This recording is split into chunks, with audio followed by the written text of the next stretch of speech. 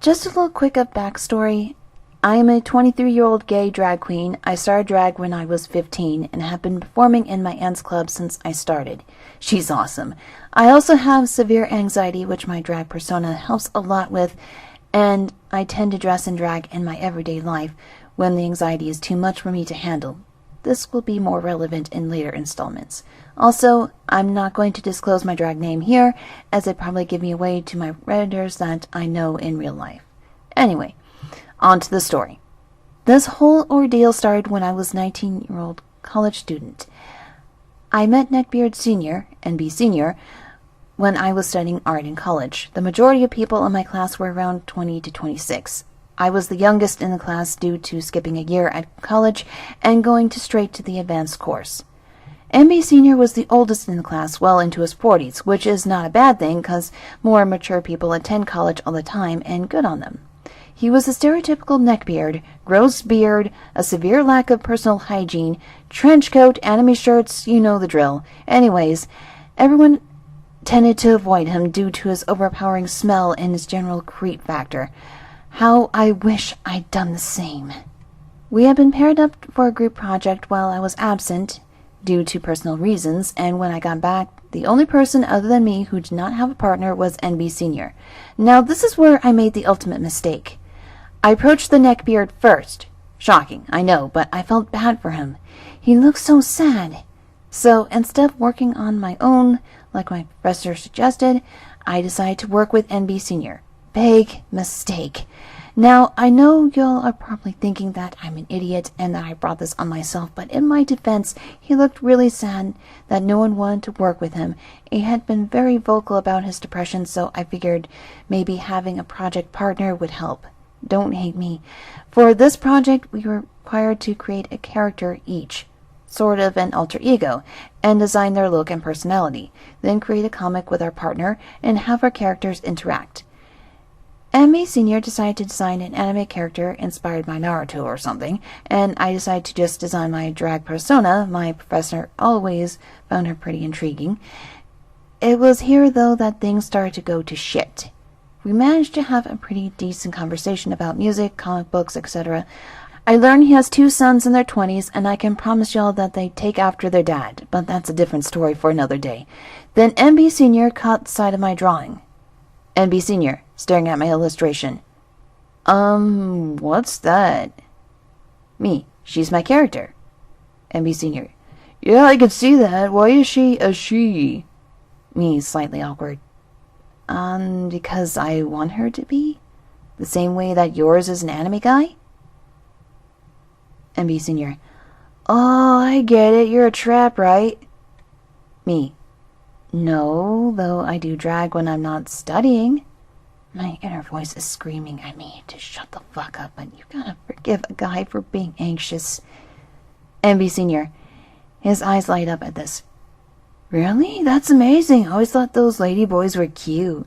My sons got me into RuPaul's Drag Race a couple years back, and I love it. I know this isn't something that stereotypical neckbeards are into, so I was confused until it became apparent that he only watched it to creep on the queens. Me. That's cool, I guess. No, I'm too lazy to write the entire conversation, but he basically spent an hour and a half telling me all the queens he liked and what he wanted to do to them. Meanwhile, I tried to prevent myself from vomiting. He even got out his phone and showed me his waifu pillow, he called it Yoko, and decided to tell me how I would probably look like her in drag if my drawing was anything to go by. Then they looked nothing alike. But okay, also, what grown man in his 40s has a freaking waifu pillow? After what seemed like an eternity, class was finally over, and I started to rush to get my stuff packed away. Partly because I wanted to run away from this creep, and partly because I had a show 2 hours later and had to get ready. I made my escape, but not before our professor reminded all the groups to get each other's contact information so we could work on the task. Thanks a lot, Teach. The next few weeks go by, and NB Senior starts following me everywhere and will call me nonstop, and we already finished the project. We settled in a manga-style comic, though not the hentai one, that he repeatedly begged me to do, but he still kept making up excuses to talk to me. He kept badgering me about what clubs I performed at because he really wants to see his baby girl perform. Gross, I know. Whenever I tried to distance myself from him, he started texting me about how it was making his depression worse and how he was feeling suicidal. I got guilt-tripped into talking to him again. He would also make any excuse to grab me, hug me, peck my cheek, or hold my hand, which I was not okay with, but I was severely socially anxious and was scared upsetting him. I thought it could get worse. Oh, boy, I was wrong. So one night my aunt decided to pick me up from college and take me straight to the club to save me the 2 buses and 20-minute walk. Everything was going great. I get dragged up. My makeup skills are fairly decent, and I tend to pass as a girl when I'm in drag.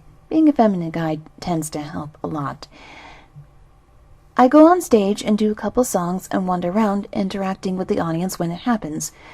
Halfway through my cover of Nobody's Supposed to Be Here, a dance remix, obviously, I feel someone tried to slip money into the waistband of my skirt. Bitch, that ain't on. I turn to get a look at the culprit and see NB Senior sitting in front of me with a shit-eating grin on his face. He had walked outside the college to see me getting into his aunt's car and proceeded to follow me to the club. Creepy as fuck. Now, if you have not been to a drag show, then you might not be aware, but the biggest rule in our club, at least, is that you never touch the queens without their permission, though that should apply to everyone at all times. I freeze for a second, but then regain my composure and take the money, handing it back to him. I smile and say something like, "I think you're in the wrong club, sugar. I'm no stripper," to which he looks at me shocked, then turns away angry. His anger did not last long. Now, it's part of my act to interact with the audience and even flirt with them from time to time, and tonight was no different. However, whenever I would talk to someone, avoiding NB Senior for obvious reasons, he would slap my butt for talking to strangers. Yuck. And constantly tried to pull me into his lap. He was successful a couple times and even took the chance to feel my tuck and tell me how impressive it was and how he barely tell I was a boy, which grossed me out to no end. But really made me almost lose my cool was when he started calling me Yoko, only loud enough for me to hear. Really, bitch? You think I'm a replacement for your creepy waifu pillow?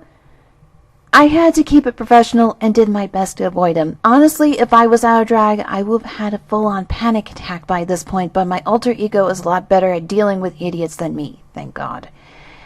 Thankfully, by some miracle, one of the older queens noticed how uncomfortable he was making me and took a chance during the break to confront him and tell him he ought to leave.